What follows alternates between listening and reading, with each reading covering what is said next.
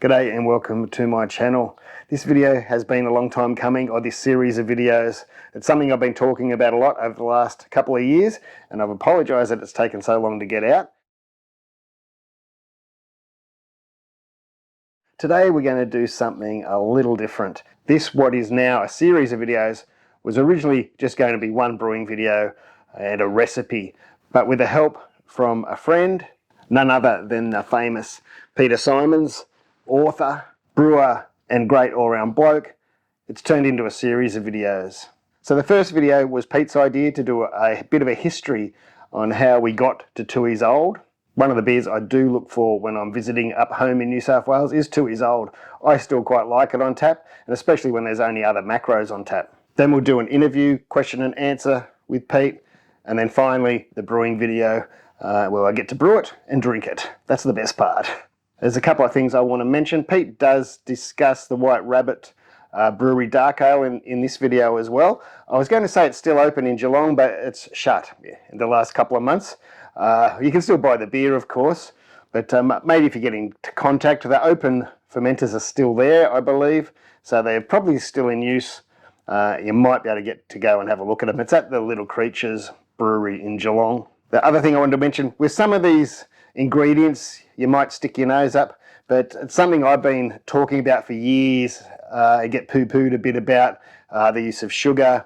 I've used flour in oat flour in one of my NEIPAs, and so don't be scared of these. But I did want to say for the extract brewers, it's probably not the best idea just to put flour into your extract beer. It really needs to be mashed with the grains. Another ingredient mentioned is Parisian essence. Now, if you haven't seen this or heard of this before, don't be scared of it. It's a very common ingredient in meat pies. If you've ever tried to make your own meat pie at home and you cook up the mince and it goes sort of grey and doesn't look like brown like it does in a proper meat pie when you buy it from the shops, that's because they used to add Parisian essence. My mother-in-law still buys it and puts it in her cooking. It's an old ingredient that is in a lot of foodstuffs. It is getting harder to find these days, but you can get it at Amazon, and I'll leave a link below in the description. These are Pete's books that I have. He does have another one on some UK beers. They're great books, and Christmas is coming up. They make a good present. They're good history, go all through the history. There's plenty of recipes in them if you like the old style beers. And of course, there'll be a link below in the description where you can go and check out his books. Please do. The amount of time and effort he goes through, he's always in libraries, digging around, travelling around the country. I just want to thank him for that, because it's a great history of beer and you won't find it anywhere else. Peter mentioned that if you contact him and you're in Australia, he can sign books for you, and you can get 2 books sent in the one postage package to save a little bit of money. I'll leave a link below for the Lulu Facebook page. Often they have sales. There's one on now for the next 2 days with 15% off code, and possibly there'll be a Black Friday code as well. G'day. As you can see, I've been brewing since 1998, and I've been researching and writing about old beers since 2009. I've self-published 3 books on Australian beers and 1 on UK beers. So I'm going to talk around the history of Australian old. It's not always been called old, and it wasn't always dark brown, and it wasn't always a 4% beer. So if we look at the origins of Australian beer, old is a descendant of colonial ale / sugar beer / triple X. It was a draft mild ale, and mild meaning unaged, brewed in about a week, sent to the pub and dispensed to the workers, typically in the public bar. The evidence of the brewing records show that the style has not been static and has gradually evolved over time. We need to just be clear that Australian old is not anything to do with a UK old ale. It's not an aged beer. It's not chewy. It's not like a Green King or an Old Peculiar. And it's not derived from a porter. And it's definitely not a Burton type ale. It's a triple X. And it's not necessarily always old, because triple X could be an ale or even a stout or temperance beer. However, Modern Australian Old does have some resemblance to Dark Mild, International Dark Lager, and Czech Dark Lager. The Australian Old shares some common history with English Mild as a present use running ale. So let's deal with the X's. This is a really nice quote from 1830. I like it because it defines the X's as understood at that time, and it's as good a story as any.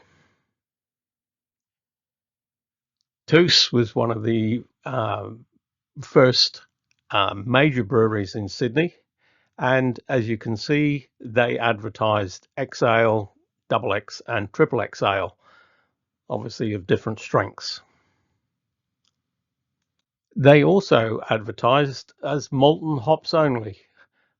In checking out the brewing book in the Powerhouse Museum, they just use 57% sugar. So what would this colonial ale, sugar beer, triple X beer actually taste like? Well, it'd be pretty heady, sweet, alcoholic, 7 or 8%.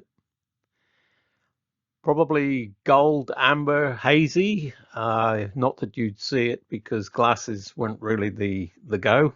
Pewter pots, perhaps, or porcelain pots. Lots of esters, plenty of alcohol warmth, fusels. Not a lot of bitterness, bit of twang. Low carbonation. Served at ambient temperature, no refrigeration in this sort of period. Low carbonation, full-bodied, probably incomplete top fermentation and with residual yeast. And if you're lucky, you get bonus fusel alcohols. So moving on into the 20th century, we've got new and old. Well, you can't have a new unless you've got an old. So during the Depression, Tooheys did something quite interesting. They actually launched a new special beer, which was a draft lager drawn through the ice. And in their brewing books, they changed their bulk beer references to old in 1938.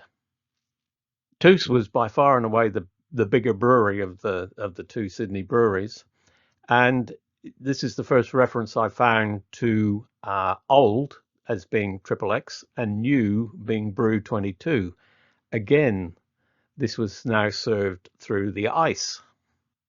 Tooheys had some drawings in the Noel Butlin archives on how the beer was being drawn. It was drawn using CO2, so a more modern approach, and through an ice box, so a jockey box in modern terms.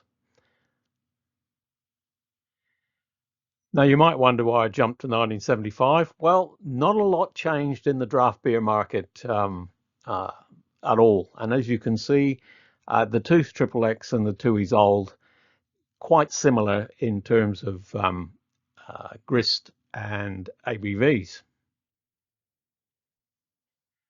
So in 1975, Tooheys Old had a nickname of Black. This came from the addition of caramel colouring, and perhaps it was the last real old before it became dark brown-ish again. The Tooheys Triple X remained brown and morphed into a lager in the 1980s before it finally demised. So here's a recipe for a 1975 Tooheys Old. It's in Bronze Brews. It really does need the invert sugar, and I've got a YouTube video. I put the link up there for how to make invert sugar. The wheat flour, low protein. We've got the Lighthouse biscuit and pastry cake mix available from your local supermarket. So in 1995, Tooheys are now calling this a quiet ale. Again, marketing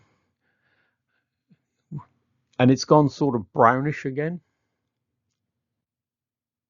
So if we compare old with other dark beers, dark mild in the UK is a little different. It's a lower ABV generally. And if we look at international dark lager, it's not really in the same ballpark, but it's darkish, and the same with the Czech dark lager. So modern old is now a dark ale. It's been rebranded uh, fairly recently again. It's a session beer. It's 4.4%, 13 IBUs, 62 ABC, and it's pretty clean, drinkable beer. Now, it's not the only dark ale around. I was lucky enough to visit the Healesville White Rabbit Brewery back in 2010. It's not there anymore, of course.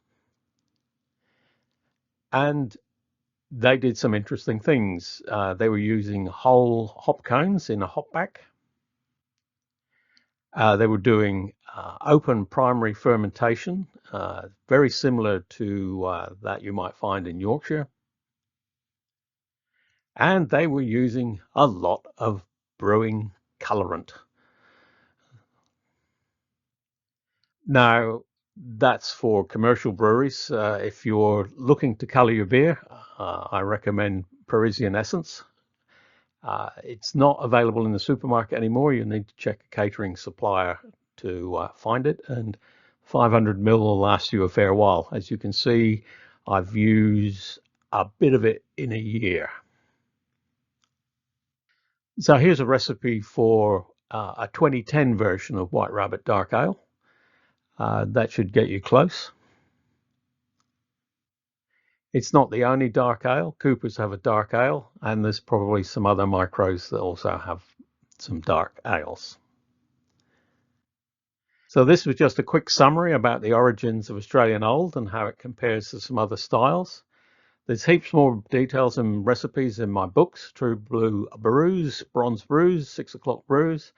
And if you want some miles, Gale Brews has got plenty of things in there. So lots of ideas for an old, a modern old, or a dark ale. Lots more recipes in my books. Check it out. Cheers.